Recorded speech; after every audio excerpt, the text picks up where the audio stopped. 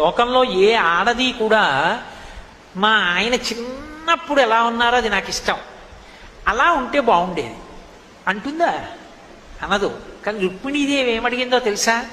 మీరు పెద్దవారు అయిపోయిన తర్వాత ఈ రాయబారాలు, ఈ సారథ్యాలు, ఈ రాజకీయ వ్యూహ రచనలు, అబ్బబ్బా వీటికన్నా మీరు బాలకృష్ణుడిగా ఉన్న లీలలు చాలా బాగుంటాయి. మీరు పెద్దవారిగా ఇంట్లో తిరుగుతున్నప్పుడు ఉన్న తృప్తి కన్నా బాలకృష్ణుడిగా ఒక్క మూర్తి చేయించి తెచ్చి నాకు పెట్టండి, చూసి సంతోషిస్తానండి. అంటే అసలు ఆ బాలకృష్ణ లీలలు ఎంత గొప్పవో చూడండి.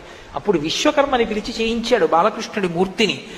ఆ మూర్తే ఒకానొకప్పుడు విదేశీయులు ఓడలో తీసుకెళ్ళిపోతున్నారు, చందనపు దుంగలో పెట్టి తీసుకెళ్ళిపోతుంటే బ్రహ్మాండమైన వర్షం వచ్చి ఓడ ఊగిపోతుంది. ఓడ ఊగిపోతున్న సమయంలోనే మధ్వాచార్యుల వారు ఒడ్డున వెళ్ళిపోతున్నారు. చూశాడు ఓడలో ఉన్నటువంటి విదేశీ నావికుడు, ఈ దేశంలో మహాత్ములు అంతటి గొప్పవారు ఉంటారు, ఎవరో వెడుతున్నారు ఒడ్డునని ఓడలోంచి అరిచాడు,